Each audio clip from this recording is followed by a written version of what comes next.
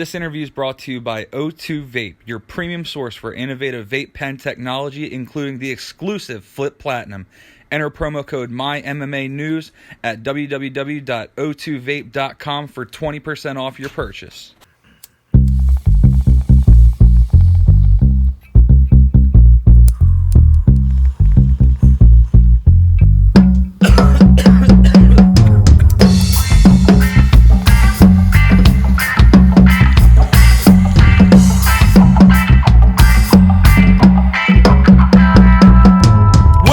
Ladies and gentlemen, to MyMMArijuana Chronicles,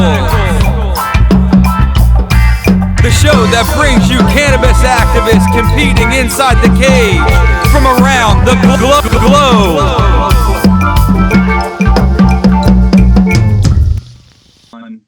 Adam Christ from MyMMAnews.com here with my side project, My Marijuana Chronicles, here for another episode. I'm joined by my man, Don McGuire. He is photographer, his illustrious career. He is on the Fighters Voice podcast. He has so many things going on for him, but he's so pleasured, and I'm so honored to join him today, man. I got to thank my man, Don McGuire. Thanks for joining me, brother.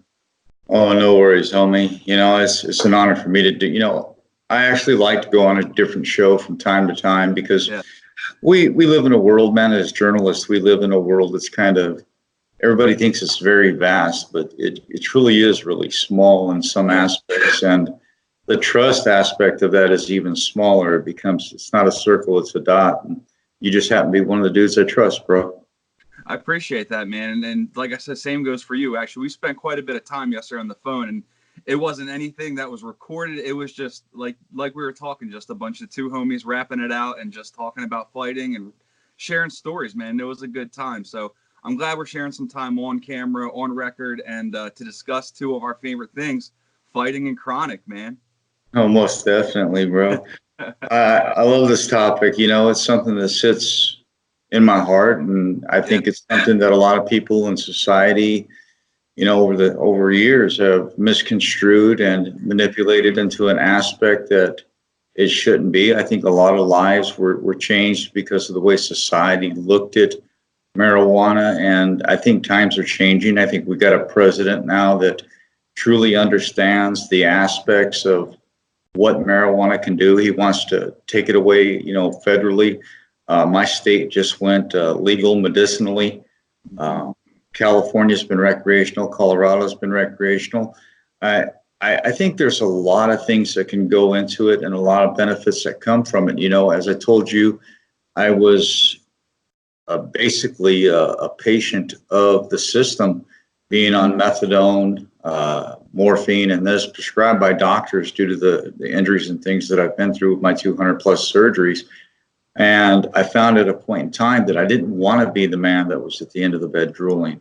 I didn't want to be that type of person, you know, and these are man-made drugs. So I took to marijuana, and I found myself being able to remove myself from methadone and morphine, drugs that the doctors told me I would be on for the rest of my life.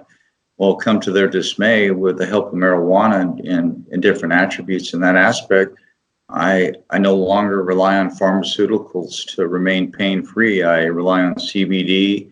I rely on marijuana, and I tell you what, I couldn't feel better. I'm in my mid-50s and living the best years of my life, bro. That's awesome, man. And we've talked about how fast-growing CBD and cannabis is finally becoming accepted. And both you and I, longtime smokers, I got to ask, what got you in the avenue of the doctors putting you on all these different prescriptions in the first place? Like, I mean, for the fans that might not know, I just want to catch them up to speed. Well, at the age of 30, I found out that I had gangrene and osteomyelitis in one of my right foot. And I went to the hospital and found out that I had to have part of my foot amputated. And brutal.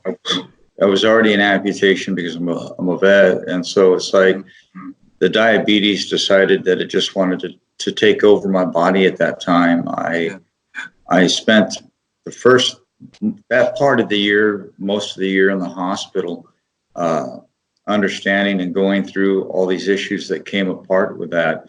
I walked out of the hospital being a drug addict, addicted to morphine, addicted to clonopin, addicted to several different types of aspects. And it was my diabetes that I guess they deemed me a juvenile diabetic, but I didn't find out until I was 30. So it played havoc all over the world with my body.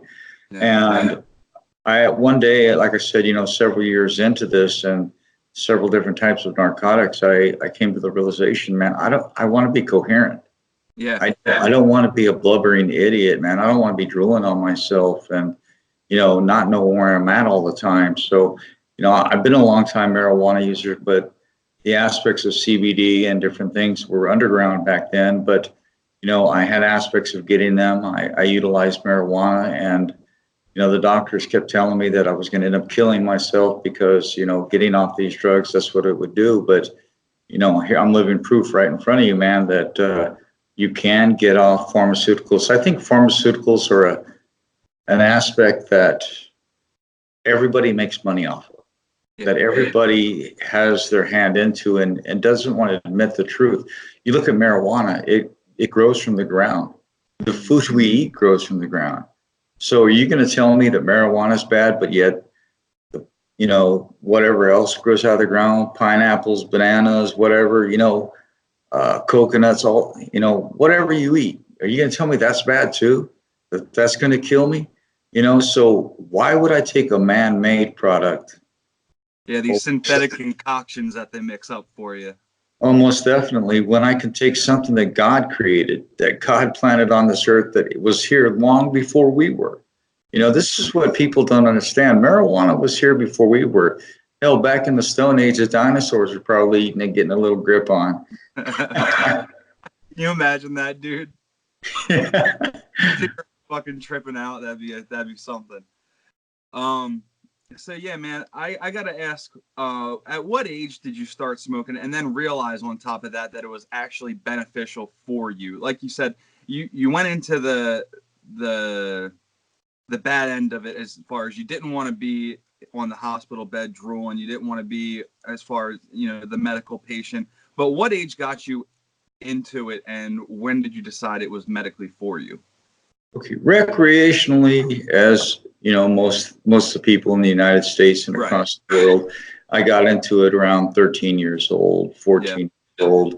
I dabbled into it, for quite a bit, and then as we all do, we grow up and we get jobs that don't allow us to do such, which I kind of took to alcohol and things of that nature, which truly actually sped up my diabetes aspect. But when I found out that, like I said, when I found out it had a medical purpose, is when a buddy of mine reached out to me that's in the sport. I'm going to leave his name out of it.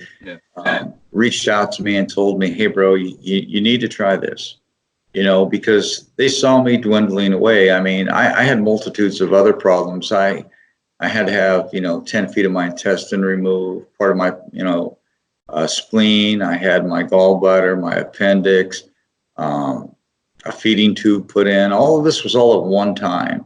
And, so I became a product of the system. And I saw my life dwindling away. I went from 180 pounds to 98 pounds. And at one point, the doctor said I'd be lucky if I had 3 weeks to live. So I thought to myself, why not give this other aspect a try? I went off this crap. The doctor said that I'm never going to be able to. They said I'll never see 125 pounds again. I was down. At that point, they had taken so much of my stomach that I only had a third of my stomach left. But I wanted to go back to the sport. I wanted to be Don McGuire again. I wanted to be somebody who was productive.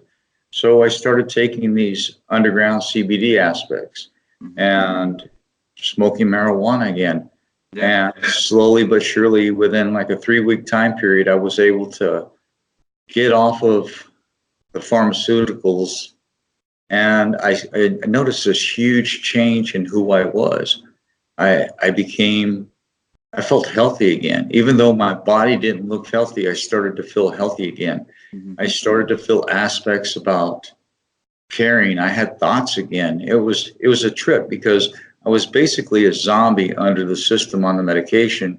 But when took myself away from that aspect and I started using CBD and marijuana on a daily use medicinally, then Don McGuire came back. And the tremendous thing about that was I came back to the sport as a photographer, and some of my greatest work came after that fact and that period in my life. You know, most people don't know.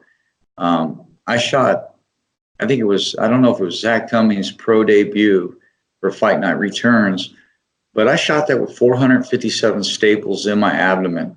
Now, mind you, I was supposed to be in the hospital for 6 weeks. This is 3 days after surgery. Yeah. And I saw Zach at weigh-ins. Like I said, I probably weighed 100 pounds soaking wet at that time. He said, "Go home, bro." And he said, "It's not worth it for you to make your comeback this way." And I said, "Man, I'm a man of my word.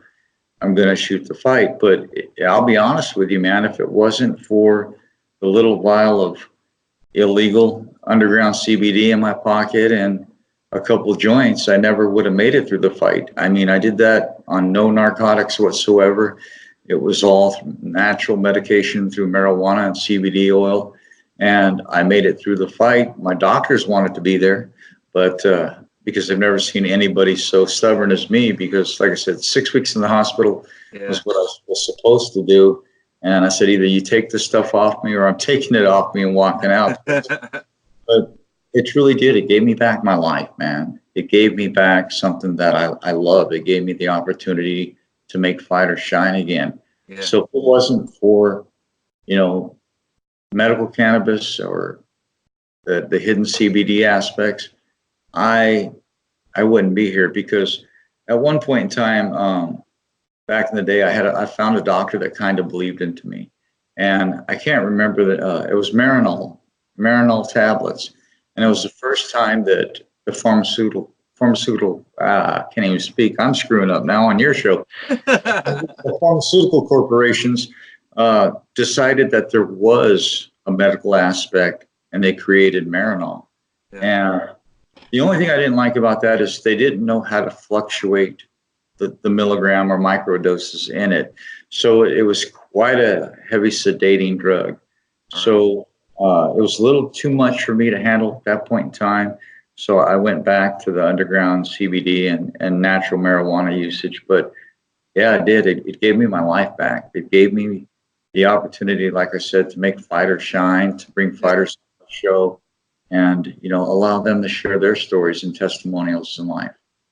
And like we've discussed, and like many of you know, you're one of the most elite photographers in MMA. You've shot from UFC, Bellator, fucking, the list goes on. The floor is yours to shine if you want to, but anybody that knows you has done their homework and knows who you are. So what was it that brought you into shooting MMA to begin with, is what I want to know. Well, it's a little bit crazy because I have a buddy named Mike Stafford from the old days of judo boxing, and he was a Muay Thai crew, and he was a buddy of mine, and he created the world champion Jerry Seitz. She's the female, I think, 2-time or 3-time world kickboxing champion and Muay Thai champion back in the day. He was doing a smoker, and he asked me would I come out and shoot it, and I like to shoot, but I really wasn't into it a whole lot. I mean, I ran my own worldwide division. I was one of the little corporate dickheads in the corner, but you know, people like my work, you know, and I got an opportunity to shoot some boxing on a top promotion back in the day with HBO and Showtime, and it all came from shooting little Muay Thai smokers, you know. Back in the day, your name got spread quick if you were any good, if you had any talent, because back in the, you know, 35 millimeter was a different area, you know. Oh yeah.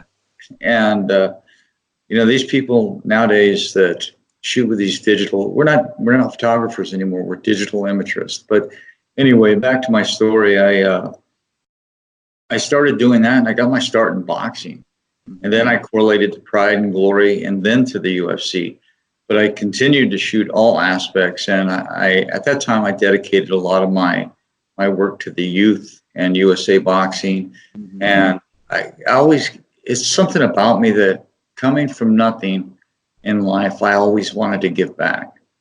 And so that's why I give so much back to the youth of the sport of boxing, because, you know, a lot of people don't realize that these kids, you know, you drive through the inner city, even nowadays, you know, a lot of people have parents that don't care. Yeah. Dude, you're talking to somebody who works with children for a living. So, I mean, my full-time job, yeah, dude. So I see it day in, day out. It's sad, bro. Yeah. And so we always used to correlate, you know, feed. And then even now to these days, we have gyms that we have mentoring programs. We bring kids in. We have a van that drives around, picks kids up off the inner city streets in different states. We make sure they maintain a C+ average. We make sure they eat. We make sure they have clothes, because it always isn't a bad parent. Sometimes it's a parent that can't afford it. Yeah. And they have multiple kids, and they didn't ask for the situation that they were in. Right. You know, some do and some don't. You know, people are going to say what they want, but, you know, or sometimes you do have parents that just don't love their kids and really don't care about them. But if people like me and you and others that love the sport so much, if we can't reach out and give back for what has been given to us, then what are we giving to society? What are we truly? You know, that's where the conception of my show came. You know, yeah, a lot of people realize I started with ABC, CBS, NBC, and Fox, and did the show with Chris Matthews. You know, and I didn't want to do corporate. I wanted to start organic. I wanted to give back to a sport that gave me this, that truly gave me everything that I have. And I didn't want any money. We spoke about this yesterday. My sponsors foot the bill for my show. Do I make a penny off of it? No. You won't hear no commercials on my show except for my sponsors. It isn't about me, man. Never has been. It's always been about the fighters. And, you know, it's funny, you know, we were talking and I said, I got to get a little buzz before I do a radio show. And I do. The reason why is because, you know, I'm an engineer. I got my master's in engineering science. You know, I correlate a lot of thoughts. I'm a math whiz. I have a lot of different aspects. My IQ is a little freaky and it trips me out sometimes. But, you know, for me to correlate a thought, it's nice because you look at a kid with ADHD. Okay, that's kind of how my mind works. Right. You know, I might want to ask you a question, but there's 100,000 of them going through my head. Yeah. You know, it gives me the ability to slow down, think, and I've created some of the best shows in my life, some of the greatest memories in my life, because I was able to slow my thoughts down enough to correlate them to the person I had on my show. And me and you talked about this before we went live today. Dan Severn actually told me, you know, and many of others, but it was really unique with Dan because Dan doesn't give out compliments. You know, Dan's a guy that is very few words. And he told me I gave him the greatest interview of his career.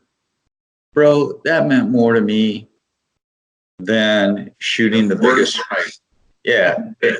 You know, because I'm getting ready to do a show with the Brat Pack of MMA, you know, Chris Brennan, Todd Medina, Justin McCauley, Kenny Johnson, you know, Paul Verlins. We're all going to be doing a show on my show, an open board. Everybody's going to talk about memories. You know, this is what's beautiful about life, and this is what's great about what I've been able to do. But I wouldn't have been here if it wasn't for the new era aspects of CBD, the new era aspects of where they're taking marijuana, where they're finding the structured purposes for it. You know, I don't want to come on here and say, oh, this is a commercial for marijuana, but no, man, this is the truth. You know, pharmaceuticals are raping this country and these people for millions of dollars annually for something they're going to get addicted to. I could stop smoking pot today and I won't have any withdrawals. Can I say that about Clozapine? Can I say that about morphine? No. So why am I going to let the system make me an aspect that I can't walk away from? You know, this is what, you know, really gets me. I know fighters, I can't name them, but I know fighters that are getting up in age. And before they would say, man, bro, this might be my last fight. I was like, what do you mean? Well, my back, or my hips or my legs, they're gone. And then the next thing in California and multiple other states, CBD went legal. And then a couple months later, I'm interviewing them. Oh, bro, they're like, man, I could only do, my ground game at the beginning of my camp, and it killed me because I couldn't do it at the end, and I could only do specific things. But now that I'm taking CBD, oh, dude, I feel like I'm 21 again. I'm doing shit that I couldn't do again. And it's crazy because, like, I have a buddy, one of his videos went viral. He had a dog. The dog was old, man, and it had arthritis really bad. And you could tell it wanted to play, it couldn't play. And so he said, I wonder what the hell CBD would do if I gave it in a very, very small dosage to my dog. 30 minutes later, the dog was running around like it was 2 years old, bro. And now you see that all over the market, CBD for animals, and you're seeing an uprise. Dude, it's like we were talking about yesterday, the surge in MMA and the fast rise of it is almost paralleled to like the rising of CBD and marijuana. Like they both just boomed on the scene and just rose to the top. I can speak from my own perspective. I mean, if you want to get into it, we can get into it. But yeah, like we said, that was my whole mission statement in getting into this show was I knew so many fighters and so many athletes and so many people behind the scenes that use it, and like yourself and myself that use it for not just I want to go out and party and get high, which don't get me wrong, chilling in on a weeknight and, smoking a little bit of bud and watching a good movie, that's a great time to me, but I don't need it in my system to enjoy myself. What I need it for is my mental clarity and just my everyday as far as physical awareness, physical capabilities, just my body healing.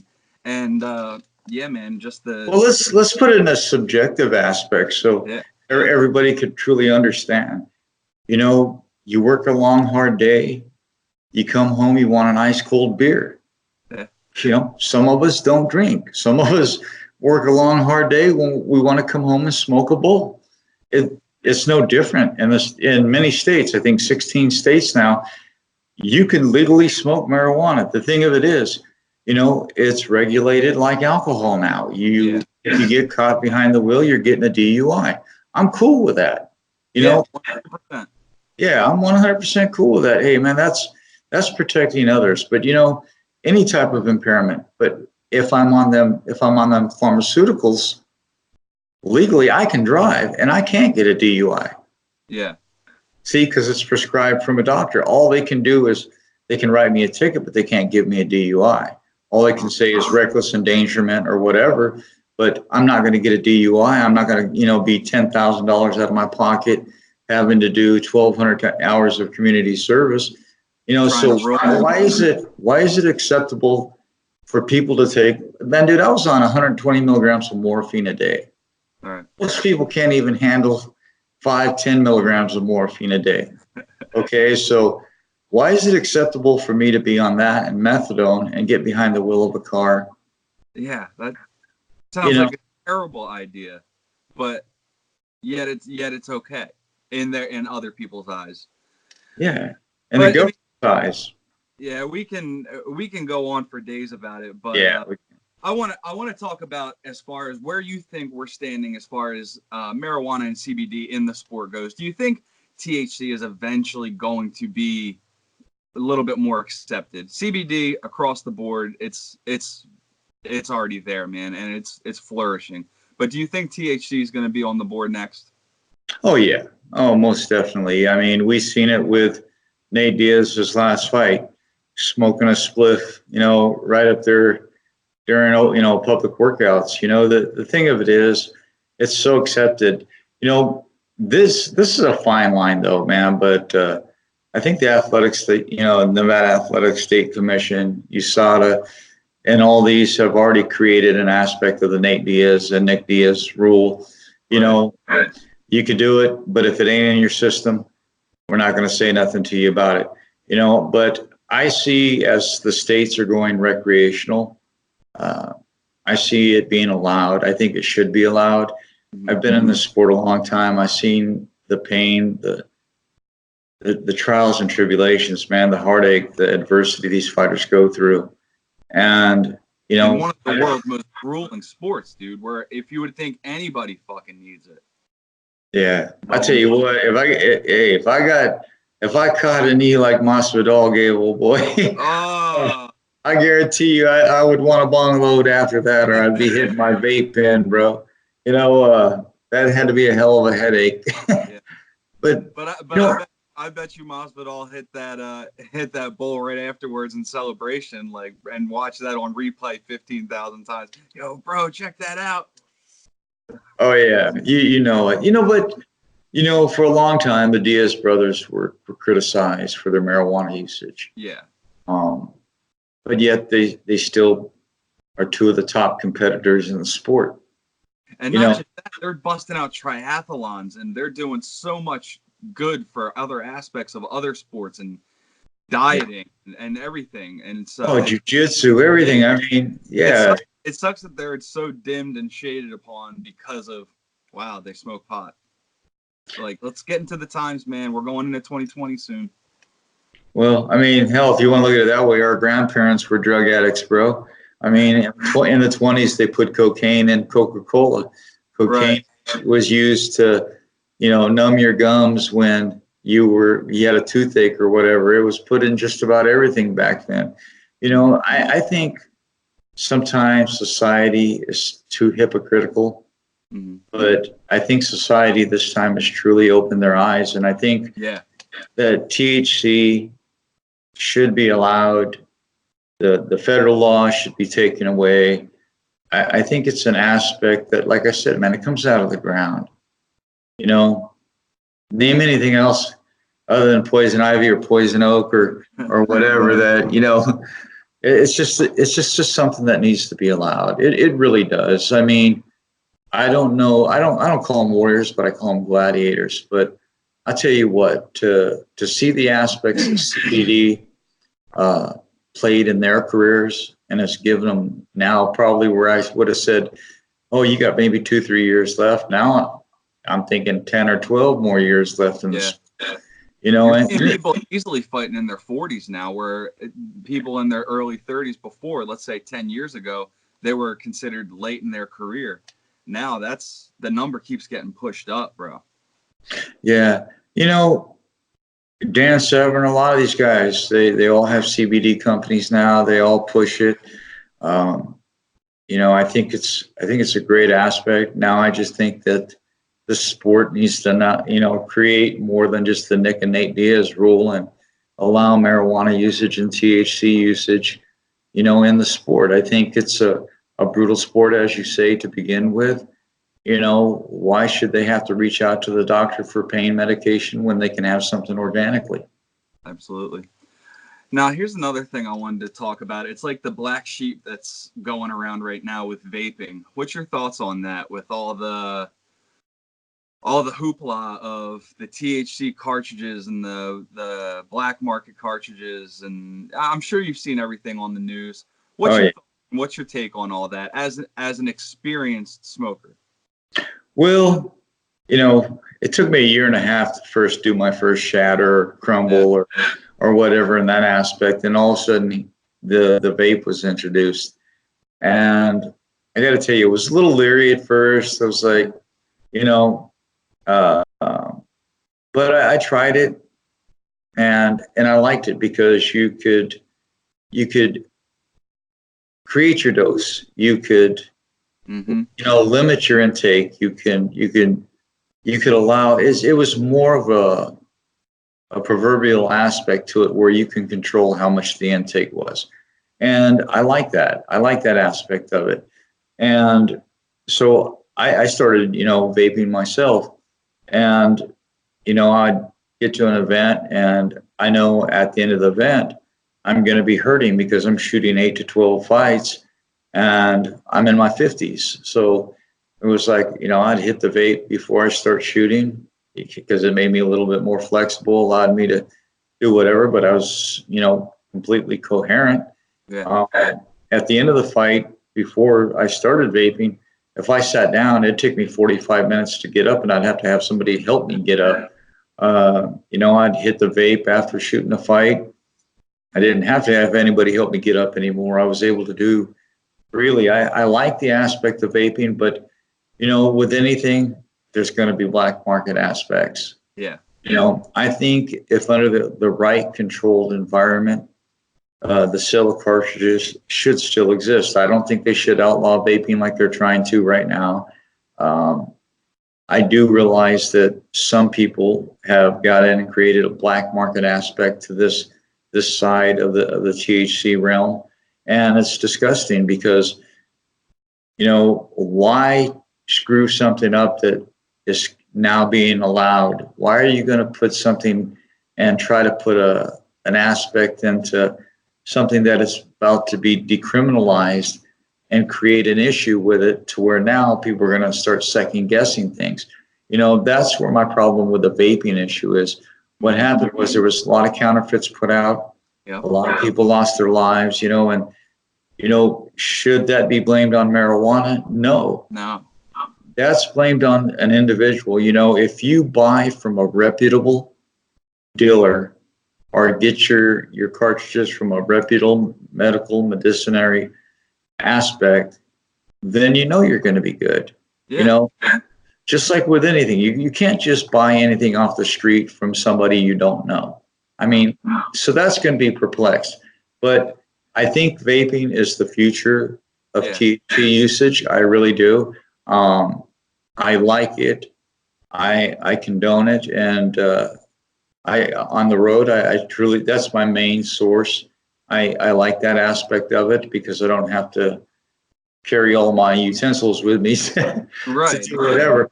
But yeah, the ease of use and to be able to medicate myself, when I'm not on the road and take care of the issues that I'm going through at the point in time, I'm 110% for it. I think it needs to be actually redeveloped and pushed more into the market.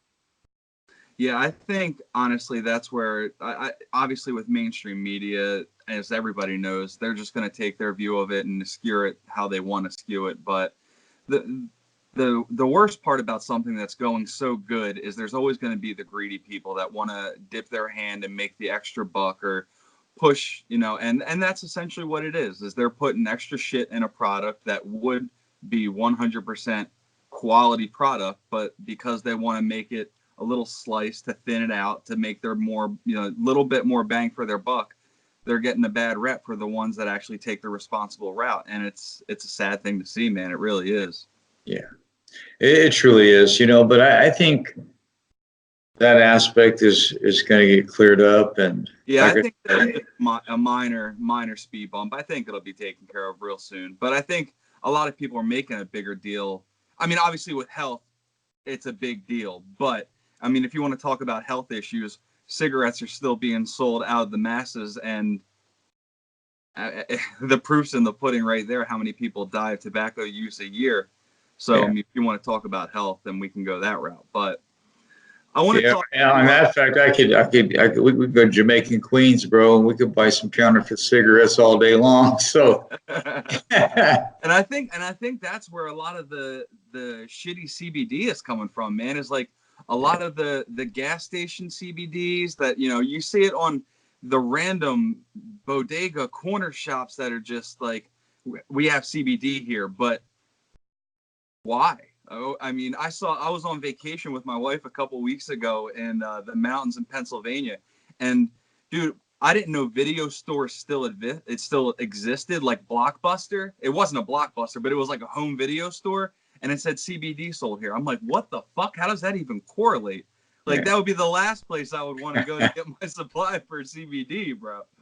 Yeah, well, look at it. I look at it like this, man. Why are you going to buy, if you wanted steaks for dinner, you're not going to buy them from the man on the corner. No. You're going to go to the grocery store. If to anybody out there listening, if you want to be safe, get it from a reputable marketeer, get it from a reputable, medicinary, a dispensary. That way you know what you're getting. Like I said, you're not going to buy your steaks from a guy standing on the corner.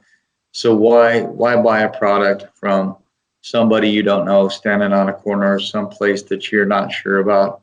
Just, make a wise adult decision and get it from the place that, is legally has the right to sell it and that is reputable. Especially when it comes to your health. I mean, you only get one life, so obviously you got to take care of it. And that was going to be one of my other questions I wanted to ask. Both you and I being longtime activists and users, what advice would you give somebody that's, I mean, there's a lot of people that are thinking about getting into it. It might, sample like, but I mean, it's not necessarily we're like putting people onto it, but for the people that might not have tried it but have thought about it, what avenue would you suggest they take? Well, honestly, I suggest that they do a little bit of research on it to make sure it's 100% something that they're open and unbiased to. But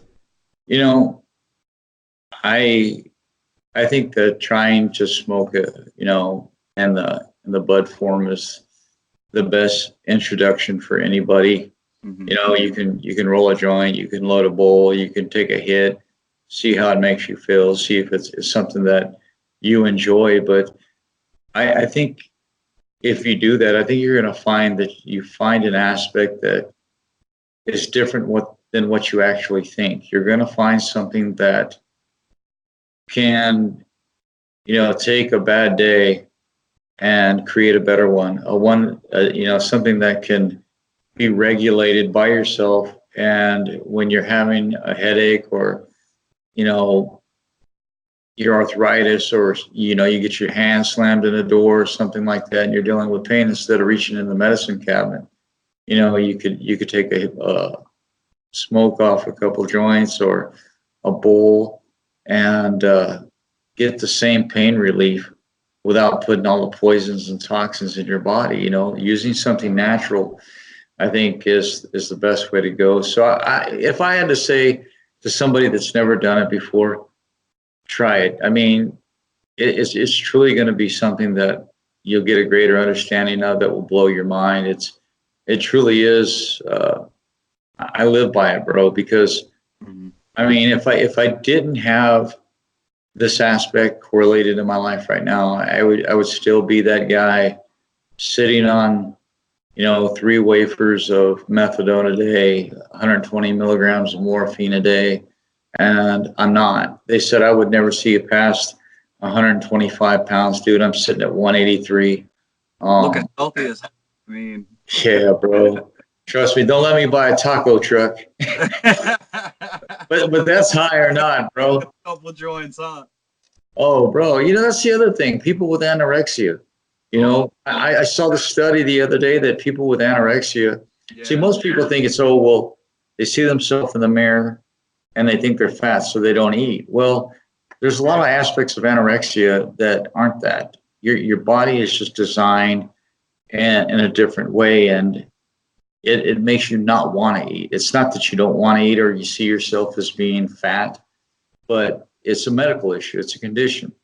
But I read the study and watched this video the other day about that aspects of anorexia, and they introduced THC into their daily regime. Next thing you know, these people are living normal lives.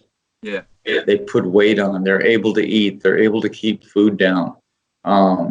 People that had feeding tubes no longer have to have feeding tubes because the marijuana is allowing them to digest and allow their system to heal. I mean, there's so many healing aspects to marijuana. Patients that don't have an appetite, or just, they're crushing shitty hospital food like it's Taco Bell fast food, bro, after getting a couple rips. Oh, yeah. But see, that's the thing. Society sometimes only wants to believe with them, one. What's put in front of them? What's that? What's put in front of them. They only want to believe what's put in front of them. What the news says. Here, this is what's going on, and then people take it for what it's worth. They don't bother to do their own homework. They don't bother to look further into it. So anyway, I'm sorry to interrupt. What were you saying? Oh, no. I mean, you just hit it on the head, man. It's like with people in life. I mean, people ridicule me, say things, oh, man, you're not this. You've never interviewed that person. You've never done this. man, all you gotta do is look me up on Google. You could do the same with any aspect of CBD, THC, any dispensary, anything in life. I mean, it's at your fingertips. You know, that's the good side and downside of society today. At one point, I mean, we could pick up the phone and find out anything we want, but on the other hand, social media can also be used to be the most cruelest aspect that has ever been perpetuated in the life. But if you want to find out the truth about something, don't read what you read on Facebook or this and that. Do your own research, man. Look it up on Google, look it up on another search engine. You know, break down into YouTube. There's so much evidence out there. There's scientists that speak on each and every aspect of THC usage and how beneficial it is to the elderly with Alzheimer's, dementia, things of this nature. It slows it down. It's bringing people back that were lost, Yeah. you know, back to reality, bro. I mean, how can something, if my dad had dementia or Alzheimer's and I gave him a joint and I got to trip and kick back with my dad, my real dad, for 3 or 4 or 5 hours because marijuana gave him that ability to remember and be there for that moment. How could it be bad? Yeah, how can you say no to that? Like, that's a gift. Like, that's, and it's funny you mentioned that as far as the dementia and the elderly patients. One of my previous guests, who's a doctor, he just posted something. That's what I'm kind of looking with my side eye for right now. And it was like something, a percentage of the elderly. And I'm trying to pull it up now just because he had just posted it. And so it's just, more elderly smoke marijuana than anybody, bro. Yeah. Senior citizens are the fastest growing demographic of weed users in America. That's where, and it's a credible source. Yeah. It comes from a doctor who's been in the field, who's, Dr. Rick Wayback. Again, like you said, anybody can Google him. It's at the edge of your fingertips. And he's also a previous guest of mine. So that episode was awesome to listen to as well. But yeah, so like we said, are we surprised that it's the fastest growing demographic? The elderly are getting a chance to have their youth back. Like, are you fucking kidding me? Hell yeah, I would take that and smoke a joint with my grandma who had Alzheimer's. If that can bring her back to reality any day of the fucking week, would I do that? That's crazy, bro. And it's so good, and it's such a relief knowing that it's finally being at least examined and looked into further, that, people like ourselves that have been active users for so long. And, back in our day when we had to hit up the random person, hey bro, man, you got anything? You got anything? Oh, no. Okay. All right. Well, I'll hit you back later. Next person. You know what I'm saying? And just having it so readily available in a responsible manner, if you hit up the right people or the dispensaries, if your doctor prescribes it, man, it's just such a relief because it's bringing such relief to people in our sport. And again, like we just said, the elderly being the fastest growing demographic it's crazy, bro. And it's a miracle plant. It really is. But the second largest user, people think the public is actually the second largest user of marijuana. No, the elderly is the fastest growing, but people don't realize, man, that there's kids out there that have 20, 30 seizures a day. Yeah. And it was underground for so long, but there's a lot of doctors that were compassionate and, derived their own product to give to these kids, but now it's medically accepted. So now the babies are children, that have medical conditions that they couldn't function in society. They're functioning in society now because of THC, because of CBD, because of CBD with micro, aspects of THC in it. They're not having seizures anymore. They're not dying on us, So how can something like you said, but how can something, that people want to critique, give us back our children, but also give us back our elderly and let them basically have a second life, a rebirth in their life. how could it be so bad? Yeah, It's not. I mean, I'm 55 years old, bro. I mean, I don't think I look that bad for 55 years old, but I tell you what, it truly does. After using marijuana for so long, it truly does change the aspects of life. It slows down certain aspects. I could post documentation for days that I'm not even supposed to be here. My doctors will tell you when I die, they're going to rewrite the history books because of everything that I've been through. But if it wasn't for marijuana, I wouldn't be here. yeah, I wouldn't be here. I'd be 6 feet under. yeah. Plain and simple, just like that. That's fucking. It's crazy how something as simple as a plant, just a simple plant, can change the course of somebody's life. Well, it did mine, and you know what? It gave me my family back. It not only that, it gave me.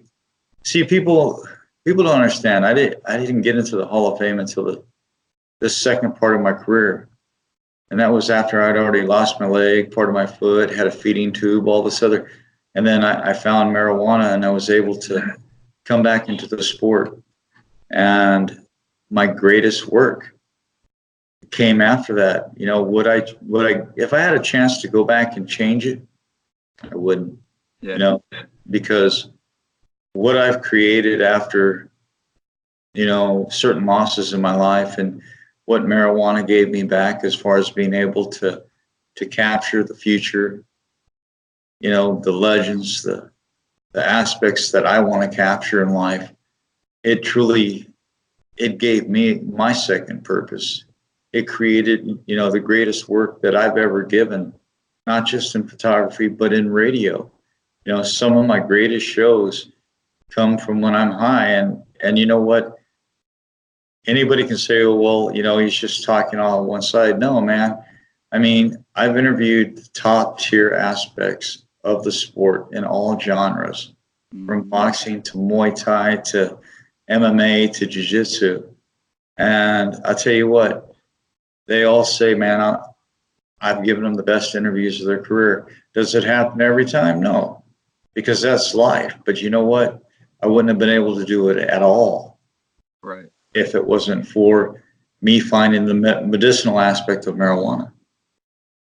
Now I got a fun one for you, and I want to start because we took the serious road for so long and talked from the elderly to the children, which is a part of the show, man. It's one of those things that I want to get out there. I mean, you YouTube, children having seizures and then getting tinctures of CBD dropped on their tongue, and they're snapping right out of it. So, but we've already gotten to that portion. I want to talk about some of the fun stuff, man. I'm talking about like some of your favorite strains. What's some of the ones that'll just straight put you on your ass, bro?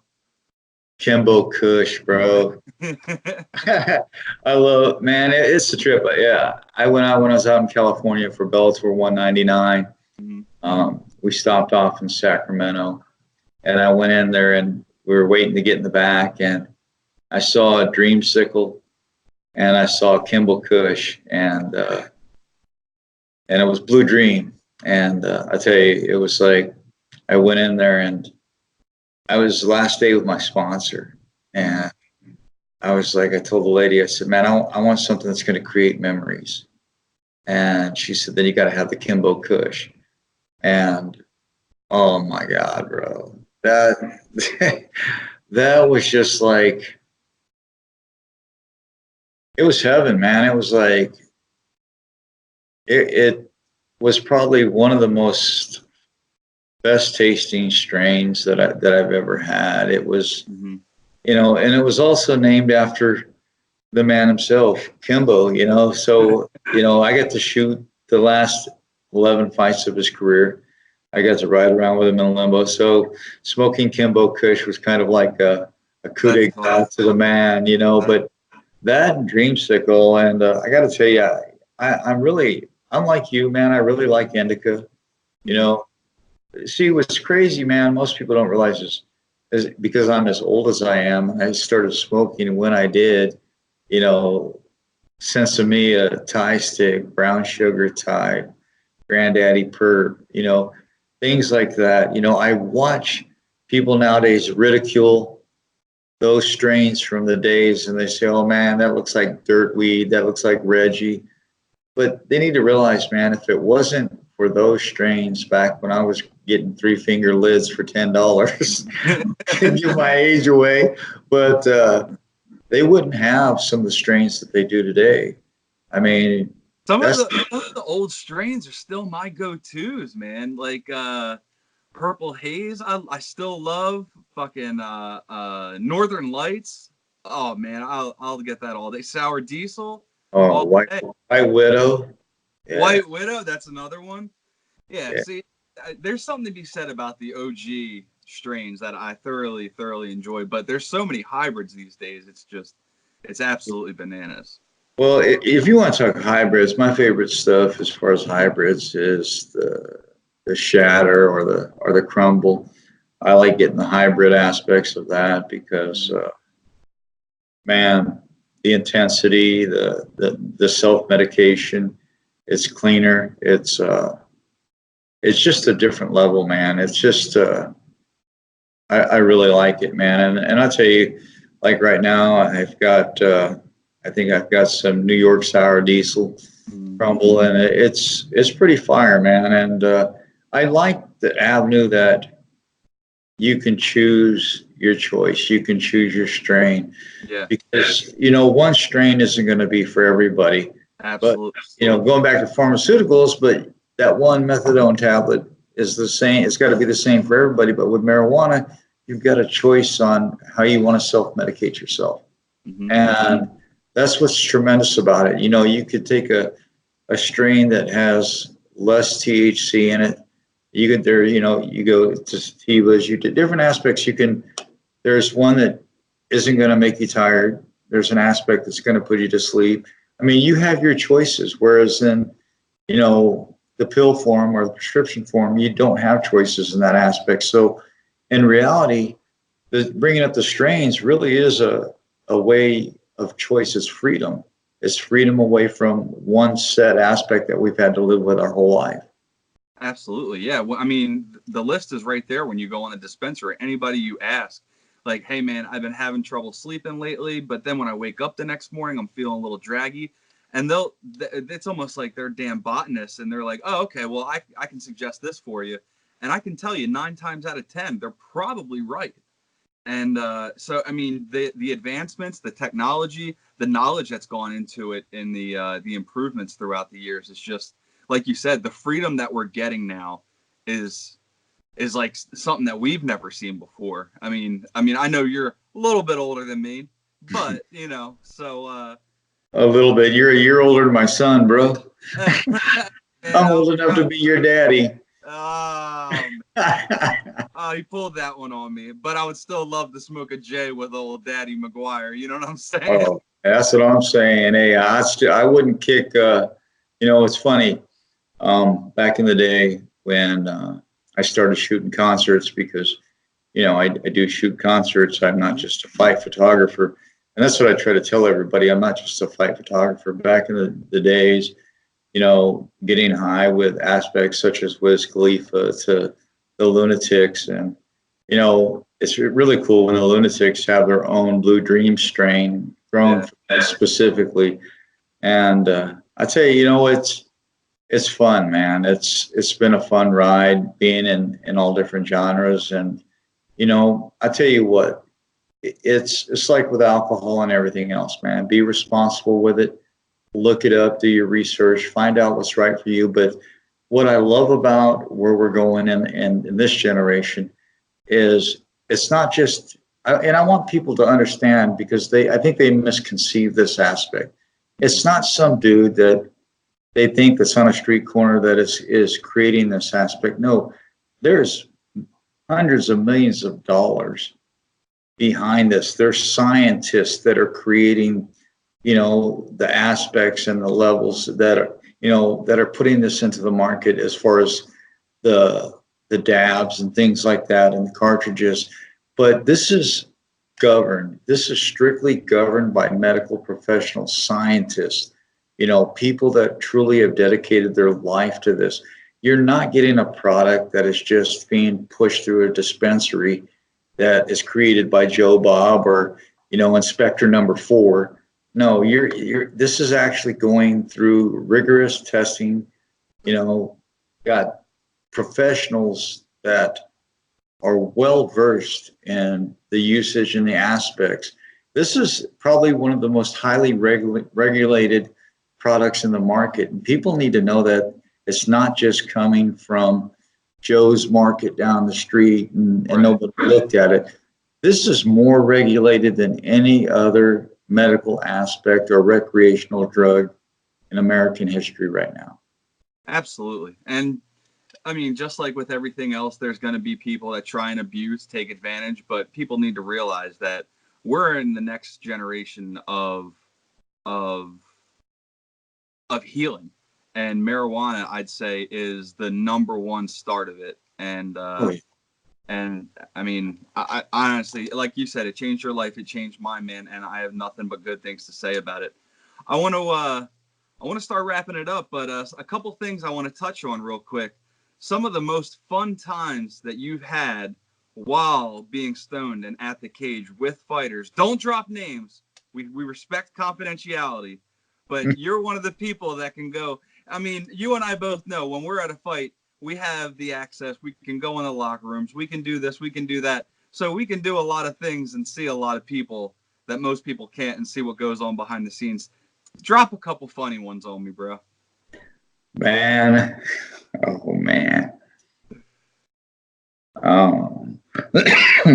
Excuse me. One time, man, we were at Bellator, and God, I'm not going to say any names.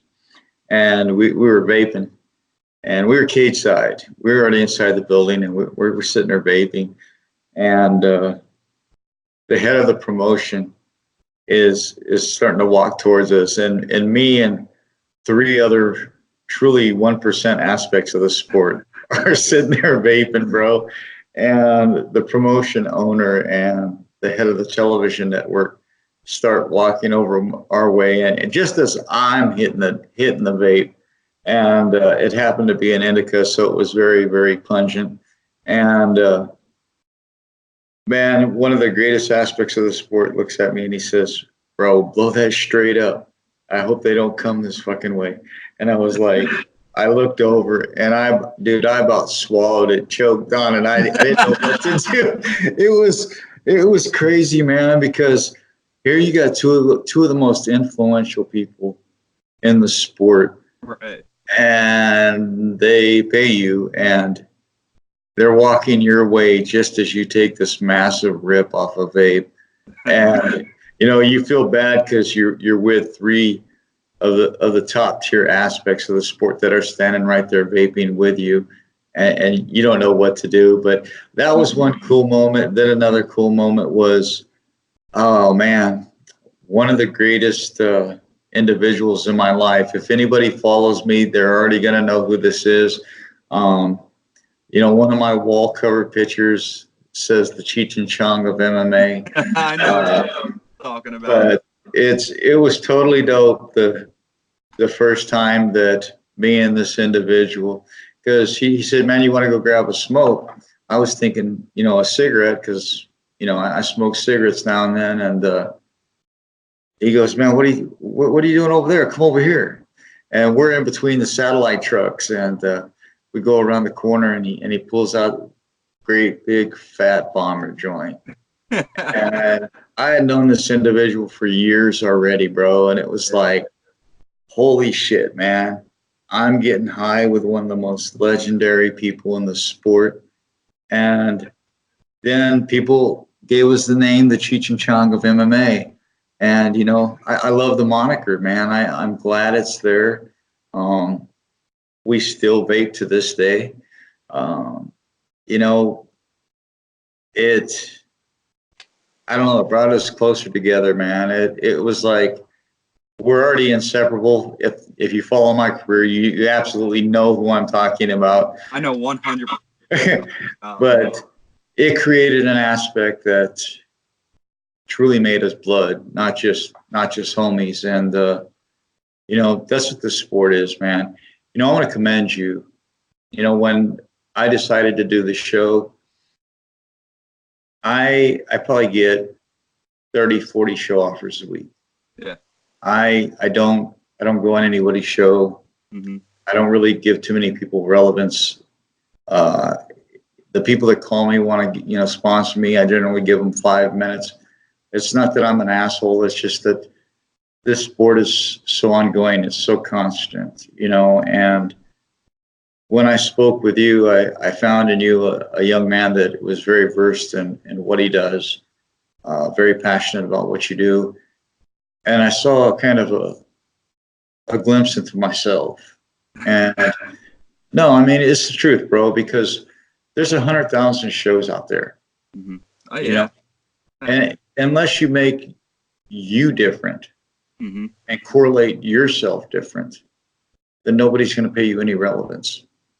And you truly have separated yourself as a journalist across the board from 99.9% of them, man. I consider you one of the 1%ers. I'd be willing to come on your show and shoot the shit with you any day of the week because you truly have earned where you're at. And you're one hell of a journalist, young man. You're one hell of a journalist. Don, man, I can't tell you how much I appreciate that. Like I said, when we're on record, when we're off record, it's been a fun time talking. Yeah. We've only known each other as far as like personally for a short amount of time, but every time we talk, it's just like, there goes Don again. We know what we're getting into. We know we're going to chop it up and have a good time. So coming from you and one of those people that have been there, done that, and so well versed in not just the journalism aspect, not just the photography aspect, but music and everything you've done, man, that compliment, I really appreciate that. And it touches my heart and it touches home, and it comes from a great person. And I really do appreciate that, man. Hey, no worries, man. I don't give out compliments, man. I usually, I'm a man of old school, and that's one thing. If you listen to that interview that I did the other night, the Facebook Live with Pat Miletich, we talk about the days of old where we would pay for our own airfare to get to an event, pay for our own hotel, pay for a ticket to get into the event, an event that we were hired to do with hopes that we would get paid. 9 times out of 10, we didn't get paid, but 24 years later, here I am. I mean, and the proof is in the pudding, man. I just want to keep giving back. I want to keep educating people, but there's a lot of aspects that people don't know about me, bro. I do a political show. I do different things, but I want to make a difference in the sport. I want to create paths for these new fighters coming up. Mm-hmm. I want to see different things grow. And you're the new generation, man. You're the one that's going to carry the torch. I mean, I've been here 16, going on 17 years. My days are about up as I'm going to be jumping on television. I'll still be doing my syndicated show, but I'll be jumping on television with Bare Knuckle. The other promotion I can't announce just yet. It's a little bit bigger, and it's been around quite a bit longer, and that'll come early November. But I had a call with Stitch before I let you go here real quick. I had a call with Stitch the other night. He had flown in from Paris and into New York, and he was there. I can't give the reasons why he was there, and he had been up for many days on end, and he gave me a call, and he told me if I don't take this next job offer that's coming my way, he'll fly out personally and kick me in my balls. So, but I asked him, I said, bro, why is it? And I asked Pat this the other night too. I said, why is it that as a journalist, it's taken me 24 years to build a name around myself, to build a brand, but people still hate on me. People still construe. How is it different for a cut man? How is it different for a fighter? And they said, it's not, and that's the thing about society, man. We need to stop hating each other. 100%. We need to come together. I don't care what sexuality you are. I don't care what you do in life, man. We can all debate without hate. We can all live together. We don't have to agree, but we can all come together as one. You and I are proof, man. I've never met you in person, but yet we had a tremendous show. You're a great journalist, and I think a lot about you, and I'm willing to work with you in the future. Why can't other individuals do that in life? life would be a much better place without people playing the race card or this and that. You know, I won't get into politics on your show because that's another show. But you know what? In my 55 years, bro, I've never seen life so chaotic. We all need to reach out and help each other, not hurt each other. And with that being said, man, thank you for having me on the show, homie. I appreciate you, man. We'll close it on that one. Like I said, anybody that wants to know anything about Don McGuire, you can Google him. Don, can you let the people know how they can get in touch with you as far as keeping up with your professional career, whether it be on Facebook, Instagram, Snapchat? I mean, you got a lot of followers. For those that don't know, now's the time to let them know. Pornhub.com. No, I'm no, man. You can find me on mixedmartialartsratings.com. You can find me at Don McGuire on Facebook, at Donald McGuire on Facebook. I don't do Instagram or Twitter. I think Twitter's for 13-year-old girls. I'm sorry. Instagram, if I want to post selfies all day, I'll do that on my Facebook. Right. I'm kind of old school. You can find me on Castbox FM, iHeartRadio, Univision, at The Fighter's Voice with Don McGuire. You got to, it's just the W, not the whole word with, but just Don, you know, The Fighter's Voice, Don McGuire. And give my show a listen, man. I really don't care about my numbers on social media. All I do is care about changing lives and giving fighters an opportunity to show the world who they are. And let us all grow together, man, because you know what? Like I said, life is too short. And if we don't come together now, we never will, bro. Life is too short to harbor hatred. And on that, man, we're gonna close out, bro. I want to thank my sponsor, O2 Vape. You can check them out, o2vape.com, and enter promo code MyMMAnews for 20% off your purchase. I've been hitting that bad boy throughout this entire show. And he goes, there's my old school partner right there. Yeah. But, so again, like I said, Don, I appreciate you being on, man. And I look forward to talking to you in the future. Again, like we have a good rapport. It was a good time talking, and we both share a lot of common views. So it was a great time, and I appreciate you being on, bro. I appreciate it. Can I give my sponsors a plug real quick, bro? Dude, man, I kind of forgot them, man. I mean, I'm so old, man. Hey, that's a Alzheimer's. No, I want to thank Finished MMA with Juan Martinez, Fight Me Mouth Guards with Joe Rice, Cut Man for Hire with Jacob Stitch Duran and Juan Ramirez, and last but not least, the 86ers. And nobody in life should be 86th, so check out the 86ers and all my other sponsors. Best mouth guard in the business, hit up Bite Me Mouth Guards with Joe Rice. We take care of the world. On that note, God bless you, brother, and thank you for having me on. All right, man, and that'll do it for us. For Don McGuire, I am Adam Christ, and this has been another episode of My Marijuana Chronicles, and you can catch us on MyMMAnews.com. Again, for Don McGuire, I'm Adam Christ. Stay. This interview was brought to you by O2 Vape, your premium source for innovative vape pen technology, including the exclusive Flip Platinum. Enter promo code MyMMAnews at www.o2vape.com for 20% off your purchase.